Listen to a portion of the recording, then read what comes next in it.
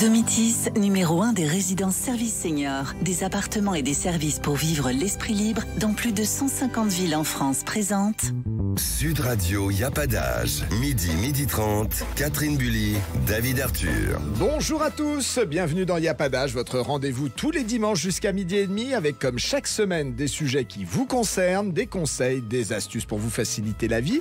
Et aujourd'hui, Catherine au sommaire. Ah, y a pas d'âge pour divorcer. J'ai 77 ans, je veux divorcer. Et alors ? Pourquoi ne pourrait-on pas refaire sa vie à 70 ou même 80 ans ? Est-ce que c'est plus compliqué ? Eh bien, Hélène Poivet, avocate à Paris, nous dira tout ça. Eh bien, après, vous aurez Y a pas d'âge pour oser le faire. À 76 ans, Régine Darroman vous fera découvrir en avant-première le premier film dans lequel elle vient de tourner. Et c'était avec Ariel Mallet et Sophie de Furst. Y a pas d'âge pour gérer ses émotions, la colère, les peurs, la tristesse. Apprendre à apprivoiser ses émotions pour se sentir épanoui, bien dans sa peau. Eh bien, c'est possible, vous verrez. Nous verrons ça avec Olivier Soré, coach psycho-émotionnel. Et nous recevrons l'un des regards les plus envoûtants du cinéma français qui a séduit entre autres Claude Sautet, Claude Lelouch, Jean-Luc Godard et Jean-Michel Ribes. Une ambassadrice de la joie de vivre, mais aussi une femme très engagée sera avec nous puisque Eva Darlan. Très heureuse de la recevoir. Vous êtes très heureuse ? Absolument. Eh bien, Eva Darlan sera avec nous. Sud Radio, y a pas d'âge. Catherine Bully, David Arthur. Il n'y a pas d'âge pour oser divorcer. Mais oui, le taux de divorce augmente chez les couples mariés de plus de 65 ans. Plus de 19 000 seniors divorcent chaque année, soit 3 fois plus qu'il y a 10 ans. Qu'est-ce qui les pousse à franchir le pas ? Et cette démarche est-elle facile ? Eh bien, on écoute le témoignage, vous verrez, de Claire, qui a 77 ans, qui a décidé de se lancer dans une nouvelle vie. Mais effectivement, puisque Claire nous a écrit pour nous dire « Après 48 ans de mariage, j'ai besoin de divorcer. J'ai mené une vie plan-plan auprès de mon mari et de mes 3 enfants. Mais aujourd'hui, je n'ai plus beaucoup d'années à vivre et je veux voyager et peut-être vivre une histoire passionnée. Mes enfants s'en mêlent, mon mari refuse de me laisser partir. Comment je peux faire pour que les choses se passent en douceur ?» Hélène Poivet, vous êtes avocate à Paris. Bonjour. Oui, bonjour. Bonjour. Est-ce que le témoignage de Claire vous surprend, premièrement ? Et est-ce que vous avez de plus en plus de demandes de seniors autour de 70 ans qui se lancent dans une procédure de divorce ? Alors, on ne peut pas dire que ce soit une grande vague, hein, mais c'est vrai que ce qui n'arrivait jamais autrefois se produit maintenant de façon plus fréquente. D'accord. Et les démarches des hommes sont différentes des démarches des femmes. Ah oui, C'est très c'est-à-dire ? amusant.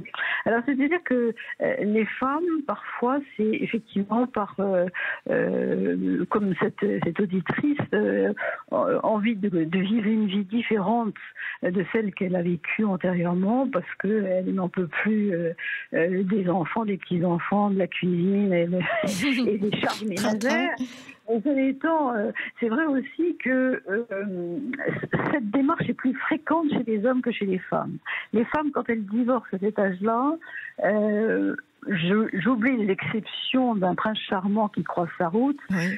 parce que c'est moins fréquent, mais quand elles divorcent à cet âge-là, parfois c'est par frilosité économique, parce qu'elles se disent le ménage marche pas très bien, j'ai peut-être intérêt à être plutôt divorcée que veuve, parce que veuve, je peux être privée de tout économiquement dans la succession, alors que si je divorce, j'aurai peut-être une prestation compensatoire qui peut m'assurer un minimum vital. Voilà. Alors, est-ce qu'on peut voir, maître, à travers ce boom des divorces, parce que finalement, ces divorces de septuagénaires et plus ont été multipliés par 3 sur les 10 dernières années. Oui. Est-ce qu'on peut voir une liberté de parole ou une barrière de tabou qui est en train de tomber ? Ah oui, ça, tout à fait. Effectivement, les 70 ans et plus sont totalement désinhibés maintenant. C'est vrai qu'ils sont dans une posture qui était celle des gens de 50 ans il y a 20 ans. Oui. C'est très... La parole est libre. Mais alors, un divorce, on le sait tous, c'est toujours pénible, douloureux, quel que soit l'âge. Est-ce qu'à 75 ans, la médiation familiale n'est pas une porte de sortie peut-être un peu moins stressante ? Parce que c'est quand même du stress tout ça.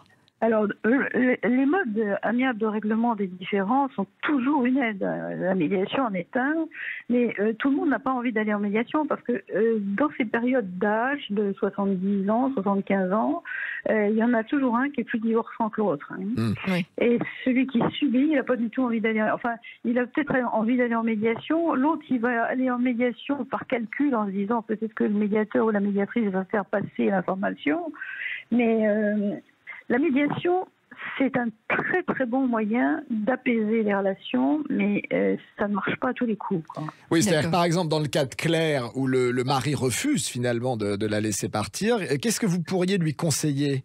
Alors effectivement, elle peut essayer, par le biais d'un conseiller conjugal, de faire passer des informations pour que le mari arrive à comprendre qu'elle est au bout de l'histoire et qu'elle a décidé, de façon, après beaucoup de générosité domestique, de tourner ses intérêts vers elle-même, hein. Ça, les médiateurs et les conseillers conjugaux savent très bien faire ça. C'est vrai que la médiation peut amener à une prise de conscience des deux côtés. Exactement, parce que on apprend aux gens dans le cadre d'une médiation à se parler autrement, exactement, et à reformuler et à rendre les gens attentifs à la parole de l'autre, ce qu'on n'est pas quand on est à la maison, dans la cuisine, en train de se discuter. Absolument. Bon, en tout cas, merci beaucoup, Hélène Poivet, pour toutes ces informations. Je vous en prie. Et à très bientôt.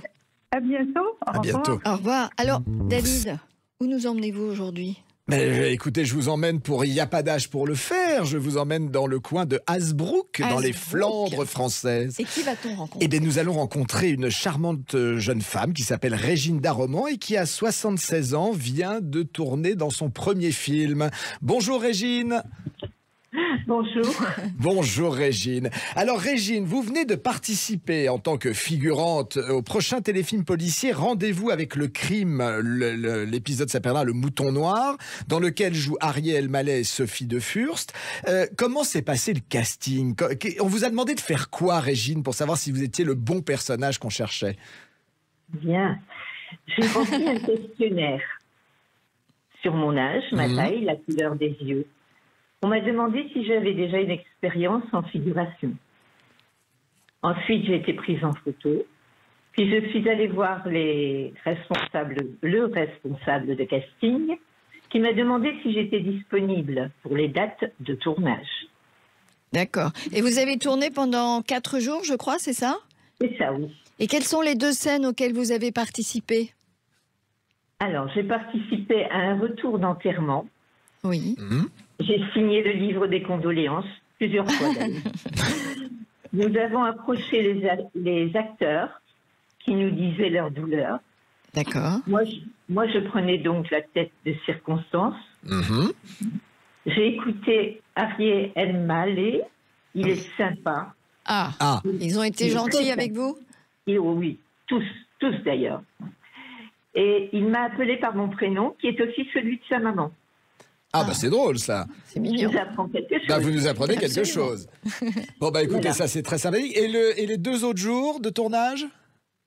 Je vais dire aussi que je n'ai pas eu la chance d'approcher Sophie de Furst, mais c'est une très belle personne. Bon. Alors, le souvenir le plus important, Oui. Le meilleur. c'est d'avoir vu l'envers du décor. Ah bah alors justement, vous avez Cécile Romer qui est à côté de vous, qui est l'animatrice de la résidence dans laquelle vous vivez, Régine. Cécile, vous avez aussi acté pendant ces 4 jours sur ce téléfilm. Est-ce que vous pouvez me dire, Régine, s'il y a des choses qui vous ont surprise pendant ce tournage et qu'on n'imagine pas quand on regarde un film à la télévision ?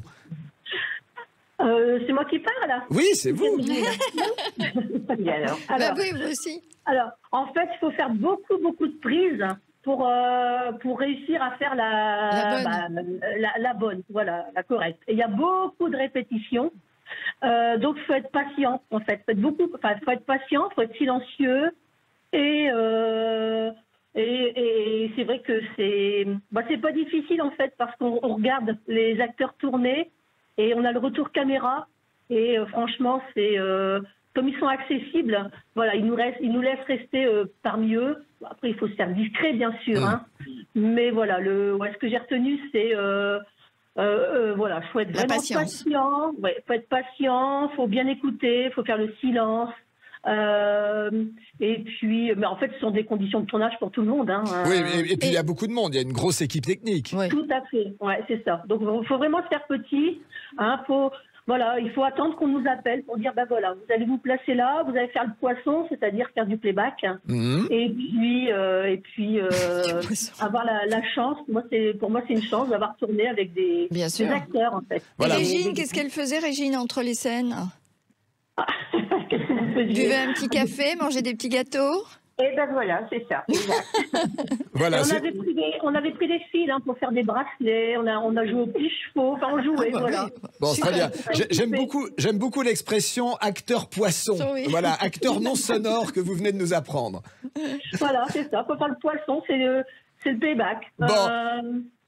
Alors, Régine, quel souvenir le plus surprenant ou intense vous gardez justement de ces 4 premiers jours en tant qu'actrice?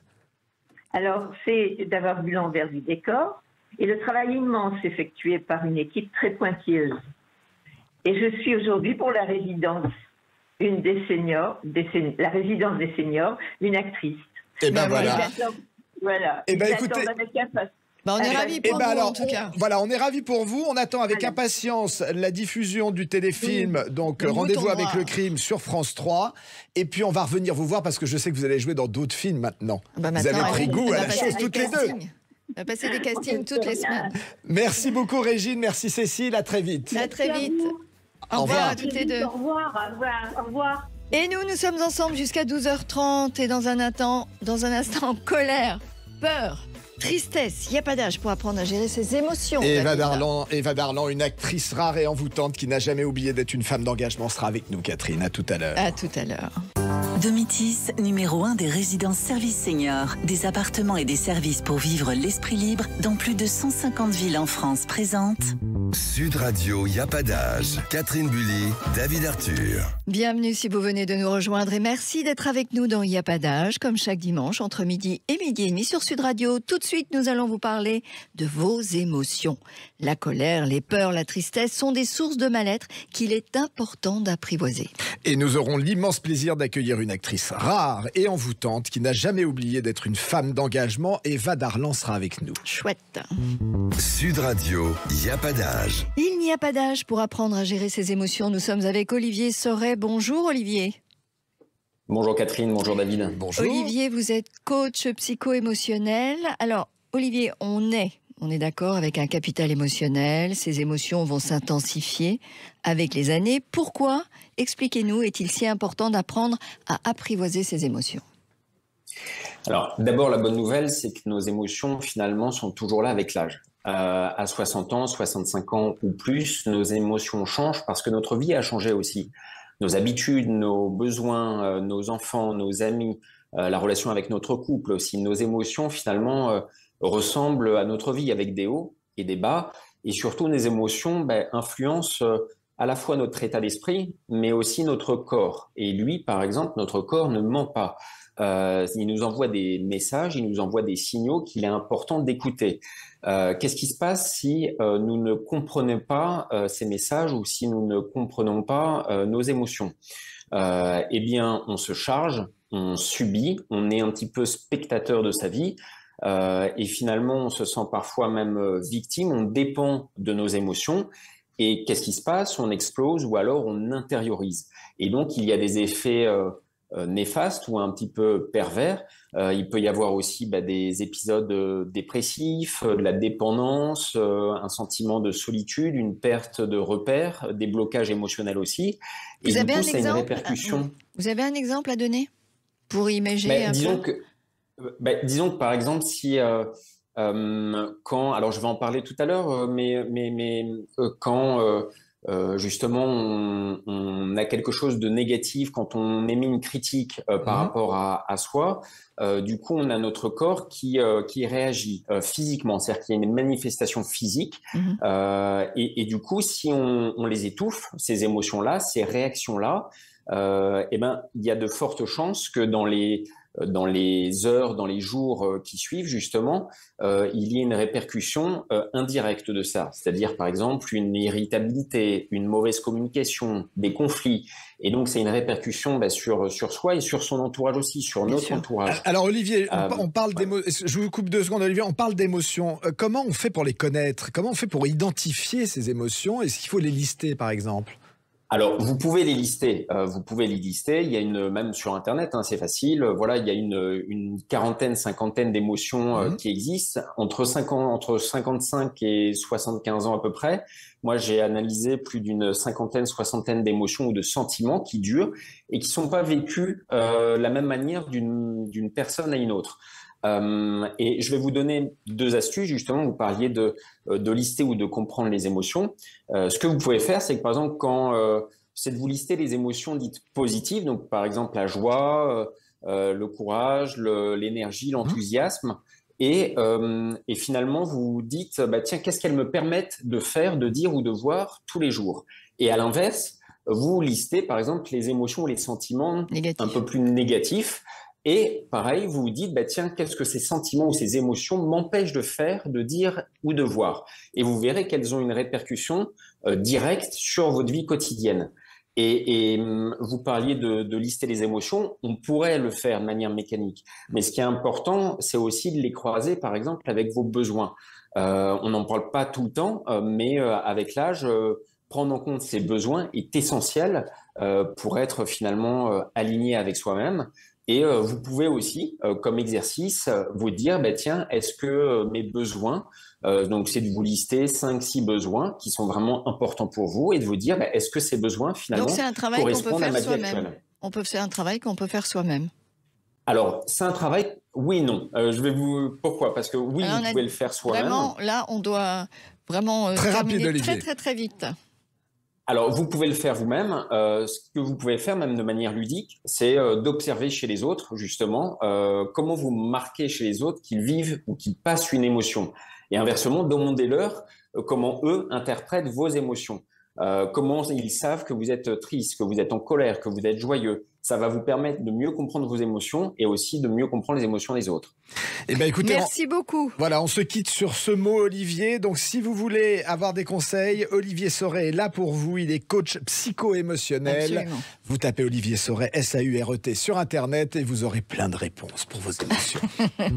Sud Radio, il n'y a pas d'âge.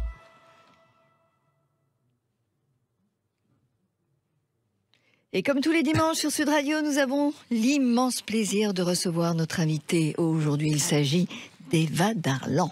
Bonjour Eva Darlan. Mais bonjour. Bonjour. Vous deux. Bonjour. Alors Eva, on est très heureux de vous recevoir car pour nous, vous êtes vraiment l'incarnation même de ces femmes passionnées, éternelles, amoureuses qui dévorent la vie tout en brandissant l'étendard du féminisme. C'est quoi le secret du bonheur et de la bonne humeur d'Eva Darlan ? Le secret du bonheur, non, ça vous exagérez franchement de poser des questions pareilles. Le secret du bonheur, c'est-à-dire que voilà, il est établi que je suis une femme heureuse. Voilà. Je suis pas du tout une femme heureuse, je suis une femme normale. C'est-à-dire, je suis une femme en colère, ça c'est clair. Je suis une femme un peu agitée, c'est vrai, du bocal et de mon emploi du temps. Tout ça, c'est vrai. Qui dit ce qu'elle pense ? Oui, je ne sais pas faire autrement. Et qui, par contre, par rapport au thème de votre émission, je crois qu'on a toujours la possibilité de commencer une nouvelle vie chaque jour. Et de croire en nouvelles choses à chaque instant. Et de se remettre en question et de partir vers de nouveaux horizons et de recommencer et d'apprendre et commencer à jouer du piano à 70 ans. Mais bien sûr. Mais voilà, je crois ça fortement, vraiment précisément. Alors ça, Est-ce que ça fait partie des valeurs justement que vous êtes fiers d'avoir pu transmettre à vos enfants ? Je crois que vous avez 2 filles, Lou et Eugénie. Oui. Non, ça c'est tout à fait personnel, mais c'est pas une valeur, ça, c'est une opinion. Mais comme valeur, ce que j'ai passé à mes enfants, il faudrait leur demander. Je crois que c'est l'engagement, je crois que c'est le respect des autres, et puis aller vers les autres le plus possible, ne pas penser qu'on est le centre du monde, mais qu'on ne peut avancer qu'ensemble. Oui. Alors justement, on va en parler, parce que le 13 décembre 2018, en compagnie de Muriel Robin et de la militante féministe Karine Plassard, vous étiez reçue, Eva, à Matignon par le Premier ministre Édouard Philippe, qui était accompagné entre autres de la funambule Marlène Schiappa. Vous êtes gentil en disant ça, dites donc. Je suis gentil. Alors, vous avez été reçu pour demander un vrai plan d'action pour la lutte contre les violences faites aux femmes. Oui. Moi, ce qui m'intéresse, c'est, on est 3 ans plus tard, enfin même plus de 3 ans, on est 5 ans plus tard, où en est l'action du gouvernement depuis, et est-ce qu'on est revenu vers vous, et surtout, combien coûterait ce plan que vous avez proposé? Non, bien sûr que non, ils ne sont pas revenus vers moi, puisque on a été balayé d'un revers de la main, bien évidemment. Vous savez, on a été reçus à leur demande, qui était très étrange, pour n'aboutir à rien. Mais j'allais dire comme d'habitude. C'est-à-dire que hier encore, il y a eu les résultats d'une concertation, encore une, alors de l'Assemblée nationale. Bon, ça monte d'un cran, mais ce ne sont que des concertations. Qu'est-ce qui a été fait, dites-moi un peu, qu'est-ce qui a été fait? Rien, des bricoles. Ce qu'il faut, c'est mettre de l'argent sur la table pour que les choses puissent avancer. Et tant que cet argent ne sera pas là, on ne peut pas dire qu'on avance. C'est pas vrai. Combien coûterait ce plan vu par vous pour pouvoir arrêter? Alors, il y a eu des chiffres, des chiffres qui ont été faits par le Haut Comité de l'égalité, qui tournait autour d'1 milliard. 1 milliard, ce qui est quand même une plaisanterie pour sauver la moitié de la population. Hein. Donc, on va dire, allez, l'inflation, le blé en Ukraine, 1,5 milliard, 2 milliards. Donc 2 milliards. Il faudrait 2 milliards sur la table, ce qui représente à peu près le budget de l'État en gomme, stylo et fournitures de bureau dans les ministères. Donc voilà, donc pour sauver les femmes, pour que les femmes puissent se faire entendre, pour qu'il n'y ait pas 104 femmes qui soient tuées par leur conjoint comme en 2022, 2 milliards. 2 milliards qui sont répartis en accueil des femmes, qui sont répartis en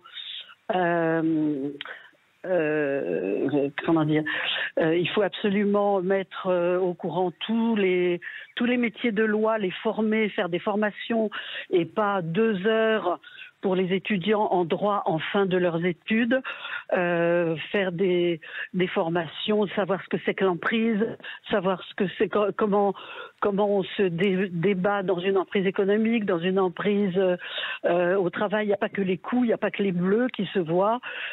Comment défendre les enfants, comment essayer d'arrêter cet enfer qui s'appelle le détournement d'enfants, qui s'appelle le désenfantement. Tout à fait. Qui est un système, qui est devenu un système avec un mot qui n'existait pas avant, mais voilà, le système est tellement fort et tellement violent que c'est nommé maintenant, il y a un mot. C'est-à-dire que les mères, quand elles se rendent compte, quand les enfants parlent du papa qui est incestueux et qui les viole, la mère porte plainte, la plainte n'est pas entendue, la maman est dégoûtée, puis au bout d'un moment, on lui dit « c'est vous qui mettez ces idées-là dans la tête de votre enfant ». Donc, on va vous mettre votre enfant, on va vous l'enlever et on va le mettre en famille d'accueil ou à l'ASE. Et si vous nous embêtez encore un peu, peut-être que on va vous arrêter.